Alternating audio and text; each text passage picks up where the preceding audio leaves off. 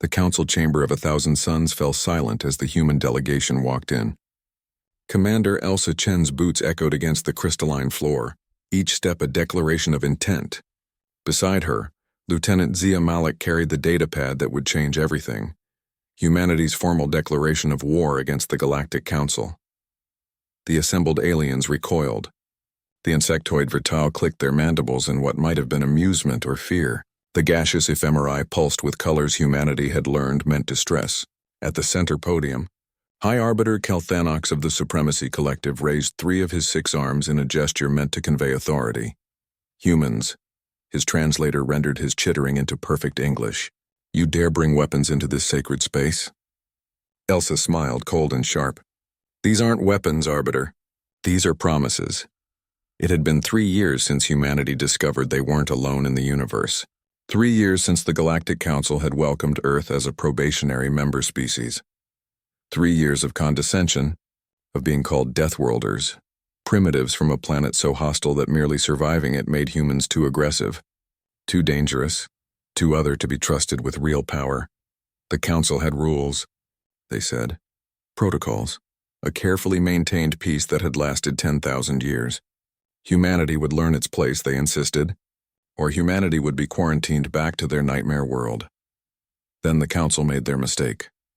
They attacked the colony on Kepler 442b. Zia stepped forward, his dark eyes scanning the chamber. He'd lost his sister in that attack along with 12,000 other colonists. The Council had called it a preventive measure. Humans were expanding too quickly, they said. Taking resources meant for more civilized species. You want to know what makes us Deathworlders? Zia's voice cut through the chamber like a blade. It's not just that we come from a planet with crushing gravity, violent weather, and predators that evolved alongside us. It's that we thrived there. We didn't just survive, we conquered our world and reached for the stars. The datapad in his hands projected holographic data across the chamber, fleet positions, tactical readiness, alliance agreements with other species the Council had subjugated over millennia.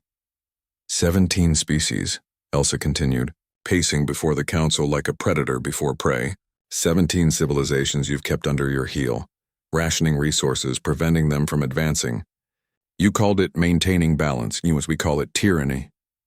High Arbiter Kelthanox's translator emitted what sounded like laughter. You humans and your emotions. You think you can challenge the combined might of the Council? Your ships are primitive, your weapons crude. You've barely left your home system. That's what you think, Elsa said. That's what we wanted you to think. The holographic display shifted. Zia's fingers danced across the datapad, and suddenly the chamber was filled with images.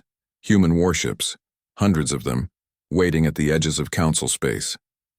Ships built in secret over 3 years, incorporating technology traded from those 17 subjugated species, enhanced with human engineering and Deathworld ingenuity. The Council had underestimated humanity's greatest strength. They adapted. On Earth, evolution had been brutal. Only the smartest, strongest, most resilient survived. Humans learned to cooperate, to think creatively, to never give up. They'd evolved on a planet where everything tried to kill them. The weather, the animals, the diseases, even the plants. Where other species had been gifted paradise worlds with gentle conditions, humans had been forged in fire. And fire, the Council was about to learn, was something humans understood intimately. The Deathworlders fleet, Zia announced, is not just human. The Krell have sent their dreadnoughts, the Sarathi their carrier groups, the Nexian Empire, the Orcs Collective, the free worlds of Andromeda. 15 of the 17 species you've oppressed have joined us. They were waiting for someone crazy enough to stand up to you. Impossible, another Council member hissed. We have protocols, defense grids, automated systems that have protected Council space for 10,000 years, yes, Elsa interrupted. We know, we've studied them. And in 3 years we've found every weakness, every backdoor, every single point of failure. Because that's what Deathworlders do. We find a way or we make one. The hologram shifted again, showing simulation after simulation of Council defense systems being systematically dismantled. Human tactical doctrine, refined through centuries of warfare on Earth, applied to space combat with devastating efficiency. Kelthanox's translator went silent. Around the chamber, Council members began communicating in frantic bursts of color, sound, and pheromones. "This is your one chance," Elsa said, her voice dropping to something dangerous. "Dissolve the supremacy. Grant full autonomy to all member species. Establish a true democratic federation with equal representation. Reparations for the species you've exploited, including humanity. And if we refuse?" Kelthanox finally managed. Zia smiled, and it was not a kind expression. "Then you'll learn why humans spent 10,000 years fighting each other before we reached the stars. We know war, Arbiter. We're good at it. We've had practice." The High Arbiter's posture shifted. What human xenobiologists had learned meant fear. "You would risk everything. Your species could be annihilated." "We've been annihilated before," Elsa said quietly. "Plague, famine, war, nuclear fire. We've stood on the brink of extinction dozens of times. We're still here. The question is, will you be?" The chamber erupted in chaos. Some council members demanded immediate military action. Others counseled negotiation. A few simply fled. Kelthanox raised his arms and silence fell once more. "You humans. You are either the bravest species we've ever encountered or the most foolish." "Maybe both," Zia said. "Welcome to humanity." 3 cycles later, the council agreed to Earth's terms.